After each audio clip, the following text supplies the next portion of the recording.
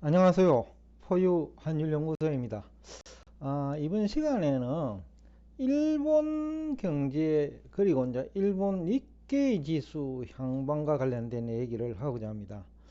우리나라에서는 일본 경제를 굉장히 부정적으로 보죠. 특히 경제학자들 내지는 경제학을 전공한 경제학 박사 출신의 이제 경제 전문가들이 일본 경제를 부정적으로 보는데, 최근 IMF 자료를 보면 일본이 한국보다는 그래도 낫다. 오히려 한국은 그 성장률이 1%대 초반 정도, 외국계 IB들은 1%의 초반 정도로 보고 있죠. 근데 일본은 1.7%라고 하는데 포유 환율 연구소는 그보다 조금 더 나올 것 같아요. 그 근거는 일본 정부가 공기업 또는 민간 기업에 대해서 공기업은 정부 입장에서 임금 인상 추진을 할 수 있고, 또 민간 기업에 대해서는 임금 인상 요구를 하고 있어요. 미국이 근로자 임금 상승으로 그 경기 침체를 막고 있는 부분이 있거든요. 그것을 일본이 이제 파악을 한 것 같아요. 그래서 일본 정부 차원에서 일본도 근로자 임금 인상을 통해서 경기를 살려보겠다라는 취지가 있는 것 같아요. 이 임금 인상을 하면 우선 소비 여력이 향상되고, 그 다음에 근로소득세가 있으니까 정부 조세 수입도 일어나죠. 그러니까 금리 인상에 따른 그 일본 정부의 조세 부담을 임금 인상을 통해서 해결이 가능하죠. 그 다음에 소비세가, 물가가 조금 오르면 소비세 수입도 증가하고, 그 다음에 증권거래소 수입도 증가하고, 일본 정부 입장에서는 근로자와 윈윈할 수 있는 시나리오가 임금 인상 아니냐. 그래서 일본 정부가 적극적으로 근로자 임금 인상 추진을 하고 있어요. 이거는 큰 변화다. 그래서 상당히 미국 정시보다도 오히려 일본 정시가 매력적일 수 있다. 저평가되어 있는 것도 그 일본 정시의 매력이고요. 여하튼 일본 경제가, 우리 국내 경제학자들은 일본 몰락한다라는 얘기를 하지만은 지금 올해 GDP를 전망을 놓고 보면 한국이 몰락할 가능성이 크다. 부동산 시장이 어떻게 될지 모르니까요.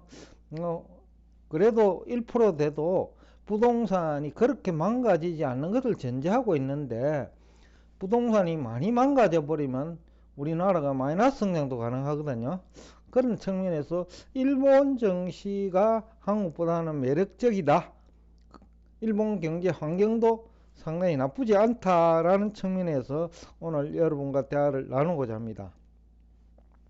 아마 일본의 2022년 성장률은 1분기에는 적자, 2분기에는 한 1%대 초반 성장, 또 3분기에도 적자, 4분기는 아직 나오지는 않았는데 전체적으로 보면 0.4% 아니면 0.5% 정도 성장하지 않았나라는 추정을 해볼 수는 있어요.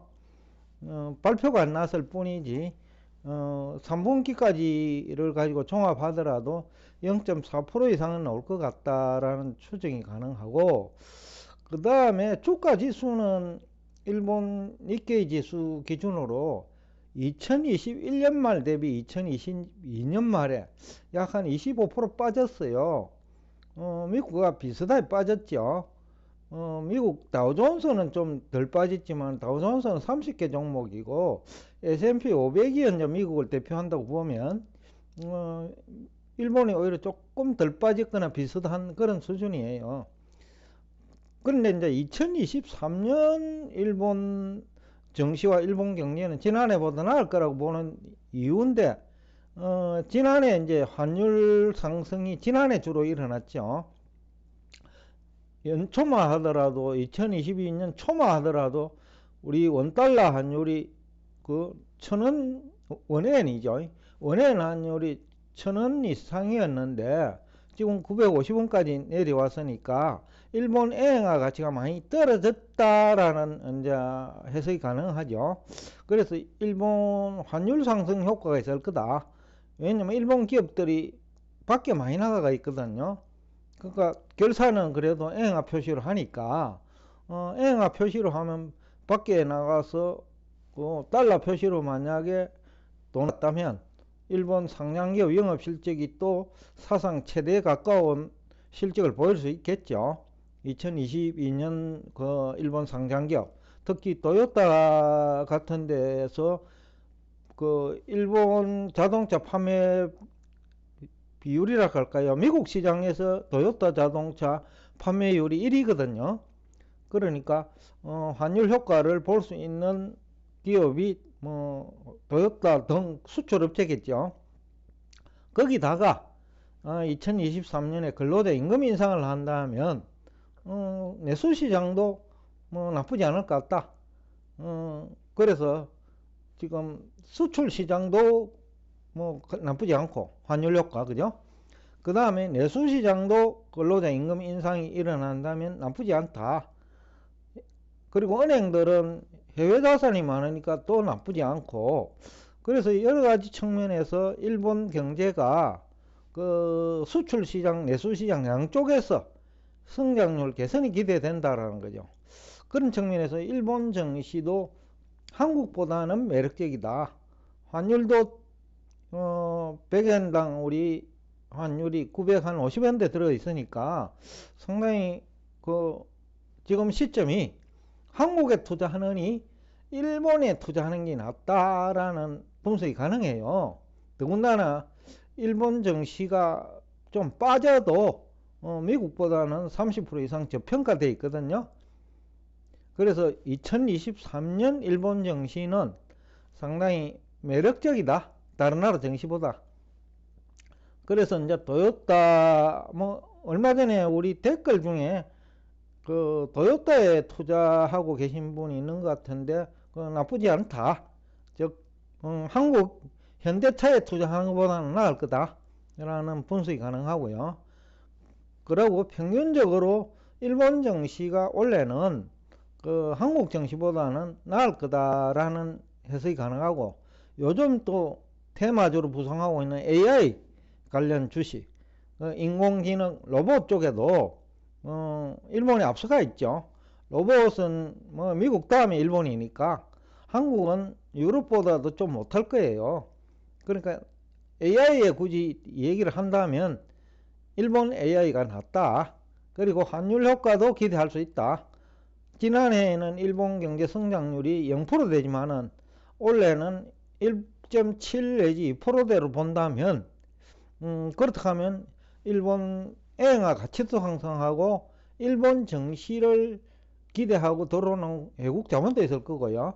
그렇다 하면 이제 환율 측면에서도 일본에 투자하는 게 낫다라는 측면에서 의미를 부여할 수 있을 것 같아요. 참고로 2020년 한국은 AI잖아요. 외국계 IB들은 1%대 안팎 성장을 예상하고 있어요.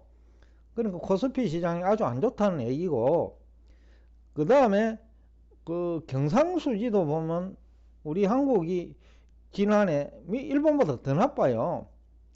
일본은 경상수지가 그래도 흑자인데 무역수지는 일본이 계속 적자 구조죠.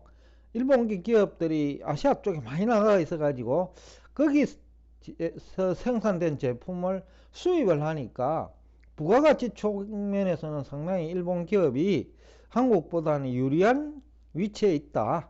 그런 측면에서 일본 증시가 한국보다는 최소한 낫다. 그리고 환율 효과도 기대할 수 있을 거다. 지금 환율이 100엔당 950원 수준이니까 아마 그런 측면에서 일본이 낫다. 그리고 일본은 성장률하고 주가지수 상관관계가 상당히 높아요. 그래서 과거 자료를 보더라도 최근 2020년 이후만 보더라도 성장률이 높을 때 주가가 올라요. 그 다음에 성장률이 낮아지면 주가 빠졌는데 지난해 성장률이 나빴기 때문에 2023년은 성장률이 지난해보다 크게 개선될 가능성이 높은 국가다. 그런 측면에서 보면 일본 증시가 저평가되어 있는 것까지 감안하고 N저 현상까지 감안하면 일본 증시 탄력이 아마 선진국 중에서도 클 수 있는 거 아니냐라는 얘기를 하면서 오늘 여러분과 대화를 여기서 끝내겠습니다. 여하튼 일본 증시가 한국보다는 최소한 매력적이다 라는 얘기를 하면서 오늘 여러분과 대화를 여기서 끝내겠습니다. 오늘도 끝까지 경청해 주셔서 대단히 감사합니다.